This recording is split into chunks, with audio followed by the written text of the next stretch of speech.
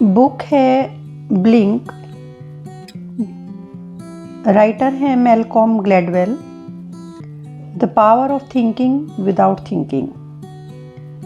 ये बुक हमको बताती है कैसे हमें पता होता है किसी भी चीज़ के बारे में, पर ये नहीं समझ पाते कि हमको ये पता है तो इसके पीछे क्या लॉजिक है।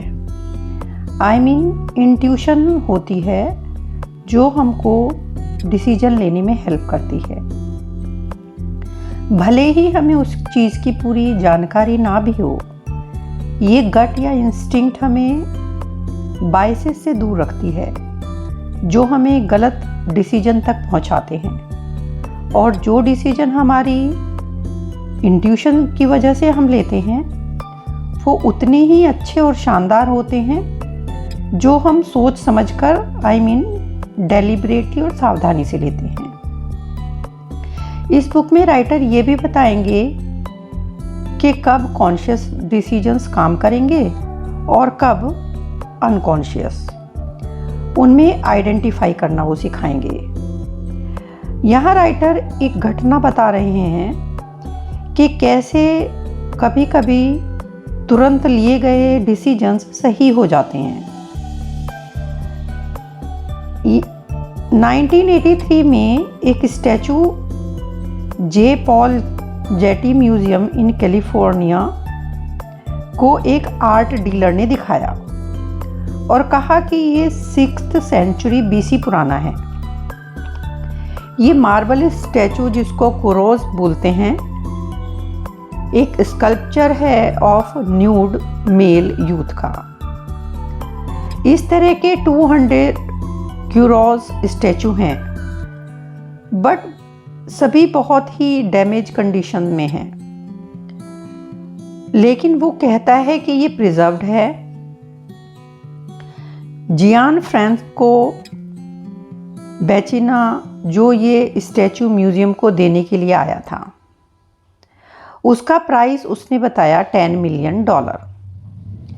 म्यूजियम उसे खरीद लेता है।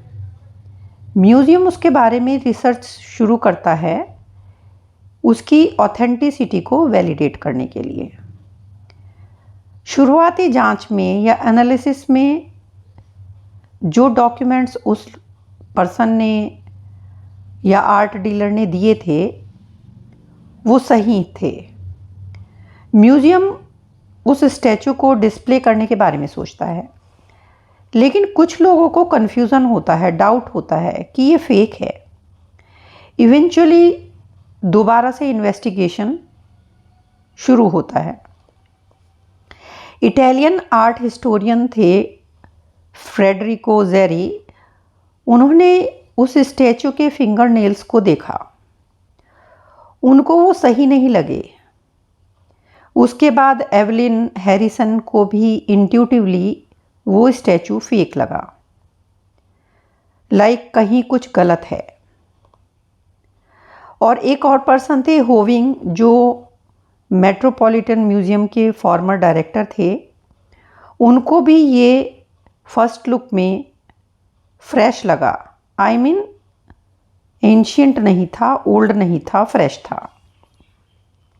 ये सभी इंट्यूटिव रिपल्शन थे, बट ये सभी सही साबित हुए क्योंकि जब फाइनली पूरे एक्सपेरिमेंट्स किए गए तो ये प्रूव हो गया कि ये स्टैचू फेक था। तो इंट्यूटिव रिपल्शन सही साबित हो गए। In the first 2 seconds of looking या इन अ सिंगल ग्लांस, ये लोग वो समझ पाए जो एक्सपर्ट्स की पूरी टीम पूरे लॉजिक्स और एक्सपेरिमेंट्स के बाद समझ पाई। सो ब्लिंक उन्हीं शुरू के 2 सेकंड्स के बारे में है।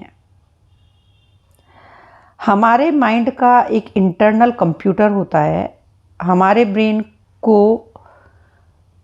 का जो पार्ट निर्णय या कंक्लूजन पर एकदम पहुंच जाता है उसे एडेप्टिव अनकॉन्शियस कहते हैं। सिगमंड फ्रॉयड ने साइकोलॉजी में अनकॉन्शियस पार्ट को डिस्क्राइब किया है, जो कि कंप्लीटली इस एडेप्टिव अनकॉन्शियस से अलग है। अनकॉन्शियस माइंड में डिज़ायर्स, मेमोरीज, फैंटेसीज होती हैं जो हमें कॉन्शियसली सोचने के लिए डिस्टर्ब करती हैं। और अडेप्टिव अनकॉन्शियस क्विकली और साइलेंटली डाटा को प्रोसेस करता है। फॉर एग्ज़ाम्पल, आप किसी ट्रक को आते हुए देखते हैं कि वो जानबूझकर आपको कुचलना चाहता है, तो आपका ब्रेन इमीडिएट एक्शन लेता है। एक्चुअली कॉन्शियस और अनकॉन्शियस दोनों तरह की सोच हम सब में चलती रहती है। ये डिपेंड करता है कि सामने सिचुएशन क्या है। फॉर एग्ज़ाम्पल, आपने कॉन्शियसली अपने कलीग को डिनर पर इनवाइट किया। आपने पहले सोचा और फिर एक्ट किया, लेकिन उसके साथ किसी बात पर आर्ग्यूमेंट हो गया। This is done unconsciously. But हमेशा कॉन्शियस डिसीजंस को सही समझा जाता है। हम अपने बच्चों को भी यही सिखाते हैं, हेस्ट मेक्स वेस्ट, या लुक बिफोर यू लीप, और स्टॉप एंड थिंक। हमें लगता है जितना ज़्यादा सोच समझकर हम लोग निर्णय लेंगे उतने ही अच्छे होंगे। लेकिन कुछ मोमेंट्स ऐसे होते हैं, स्पेशली स्ट्रेस के टाइम पर, जहां हमारे स्नैप जजमेंट्स या फर्स्ट इम्प्रेशन ज़्यादा अच्छे साबित होते हैं। ब्लिंक का मतलब है द पावर ऑफ ग्लांस, पर कभी कभी ये भी धोखा दे देती है। हमारा अनकॉन्शियस एक पावरफुल फोर्स है, पर इसमें भी गलती की गुंजाइश है। इट्स फैलिबल। ऐसा नहीं है कि हमारा इंटरनल कंप्यूटर हमेशा सच्चाई ही बता पाए। तो क्वेश्चन ये है कि कब हम अपनी इंस्टिंक्ट पर ट्रस्ट करें और कब हम सावधान रहें। इस बुक का थर्ड और मोस्ट इम्पॉर्टेंट टास्क यही है। स्नैप जजमेंट और फर्स्ट इम्प्रेशन को एजुकेट और कंट्रोल किया जा सकता है। ये विश्वास करना मुश्किल है, पर सच्चाई यही है कि इन रिएक्शंस को कंट्रोल किया जा सकता है। जैसे हम लॉजिकली सोचते हैं, ठीक उसी तरह से हम स्नैप जजमेंट्स को कैसे बेटर बना सकते हैं ये भी सीख सकते हैं। स्नैप जजमेंट्स को की ये जो पावर है, ये कोई ऐसा गिफ्ट नहीं है कि कोई फॉर्चुनेट लोग या लकी लोगों को ही ये मिले। ये ऐसी एबिलिटी है जो हम सब अपने लिए कल्टीवेट कर सकते हैं। ब्लिंक एक्चुअली लाइफ की छोटी छोटी घटनाओं से, जो हमारी डेली लाइफ या रोज़मर्रा की लाइफ से रिलेटेड हैं, उनको हम क्लोजली ऑब्ज़र्व करने से बढ़ा सकते हैं।